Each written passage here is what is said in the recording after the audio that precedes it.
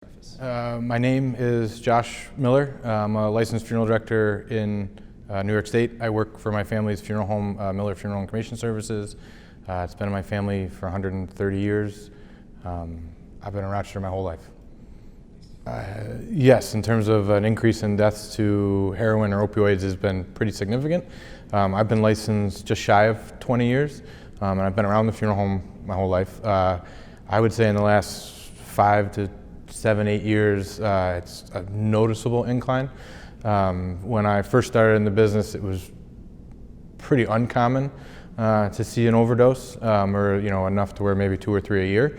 And I would say that they generally fit it's probably not the best way to say it, but a stereotype, or the opioids or the drugs and the overdoses seem to stay within a certain realm of the community, and that has certainly blown its doors open. So it affects folks of all different socioeconomic backgrounds, ethnicities, and it's easily up, 100, 200% since the time I've been licensed. Young people's deaths to opioids are definitely increasing. I would say I've noticed that it seems to fall in between the early 20s for a lot of young adults, but also even into the mid-30s and 40s has increasingly become noticeable to me. So I'm 40, and I have experienced either friends or friends of friends who have come through the funeral home who are within earshot of my age, who are overdosing on opioids or drugs. Opioid deaths per week or per month it's not a statistic I track. I did a little bit of looking. I know so over the past 2 weeks, we've had 3 opioid deaths here. I would preface that with the fact that I'm one funeral home of many in the community. Over a year, last year, I lost the desire to keep counting when we got to 20 opioid deaths just after June for families that we served. So you're easily at my funeral home somewhere between 40 and 50 a year. So the drug epidemic here in Rochester and the outlying communities is affecting the funeral home mostly in the sense that you're serving families that I shouldn't be serving. So families are experiencing deaths of young adults younger than I am. Again, I'm 40, so in their late teens, early 20s, 30s. I'm meeting with parents who are burying their children who are 10 years older than I am. So I would say it's affecting the funeral business in the sense that it's creating a demand of funerals for a demographic that shouldn't be here. We've always had young deaths from unfortunate car accidents, illnesses. But I certainly see a lot more of them, and it takes its toll on everyone. And I would say, from the funeral director's perspective, it gets pretty scary and tiresome to have so many families going through such a tragic loss. So I would say that I see families struggling with this opioid crisis that maybe is not in the public eye. One is that it has no boundaries, whether it's socioeconomic, the family you grew up in. I've had families, single parents, traditional family units, parents are lawyers, doctors, parents are blue-collar workers, kids are college grads working a full-time job. It's noticeable to me that it affects everyone.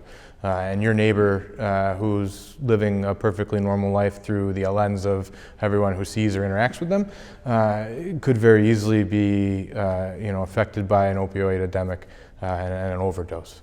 I also think that while drug addiction is the major driving force behind the issues we have currently, I also think there's recreational drug use that leads to overdoses today, particularly with you get into heroin is the main thought when you think of the opioid crisis, and the fentanyl, but you get into now cocaine and other drugs that can be cut with things such as fentanyl, and you'll see that more recreational, and kids who maybe are not a drug addict per se, but are out with friends or do something and wind up passing away.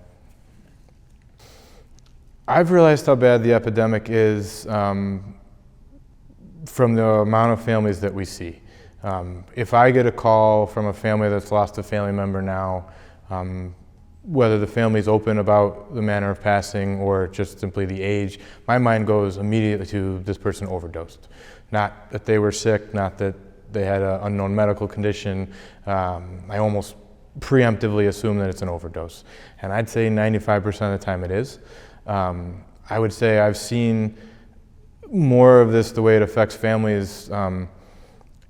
For me, it's brought into the light how addiction and mental health issues affect families, because I meet with these families at a pretty raw moment in their life, and they've been through, presumably, for most of them, a very large up and down roller coaster ride of addiction. The in and out of rehab, the possibly stealing money from family members, all of the things that we can think of if you hear families go through.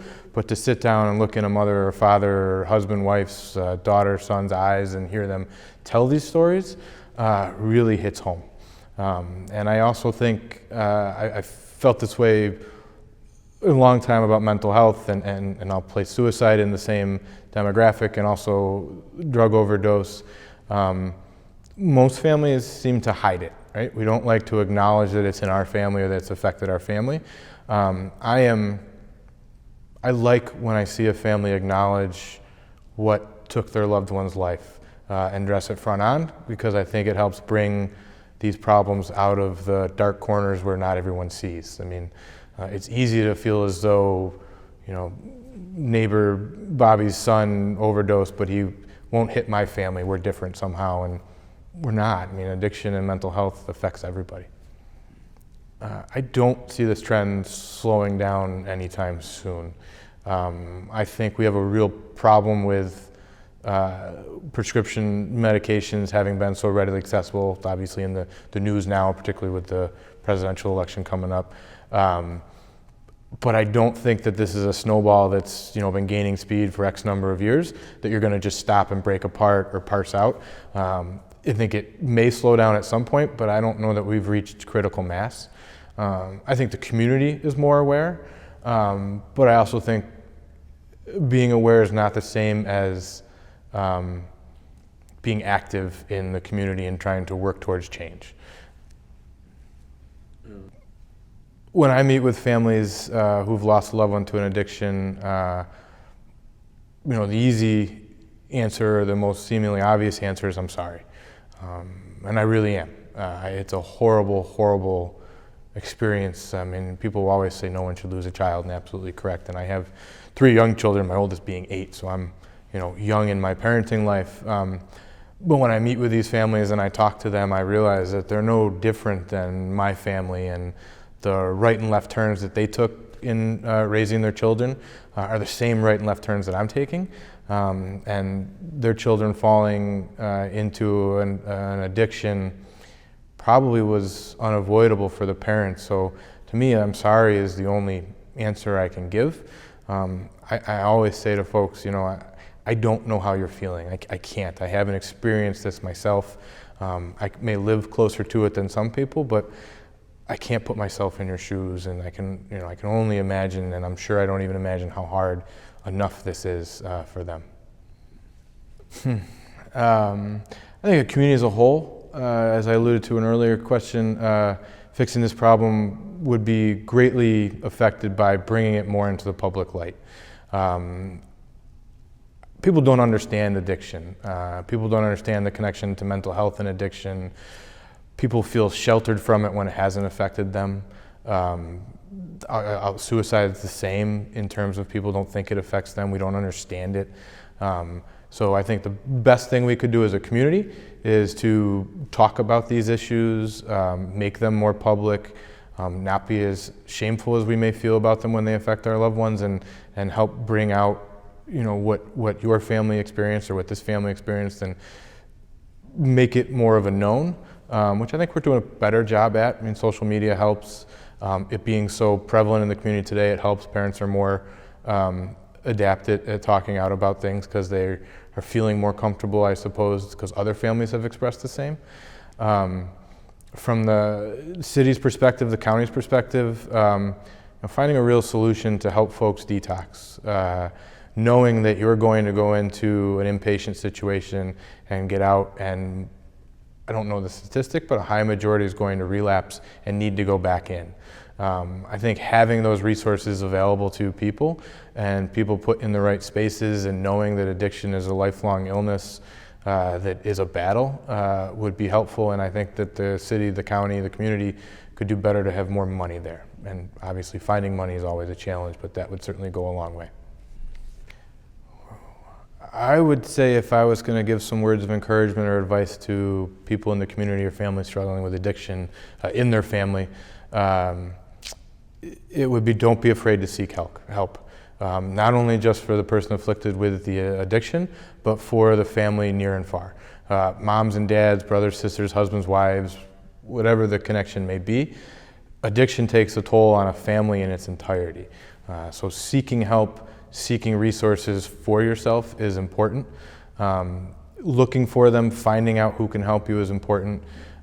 Advocating for your loved one who's battling addiction can't go far enough. I mean, you need a good advocate, someone who's going to push for you.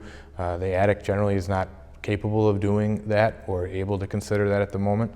And don't be embarrassed and quiet about these afflictions on your family. The more we talk about them, the more real stories and real names we put behind them, the more they stand real to other people in the community who haven't been touched directly by an addiction and an overdose death.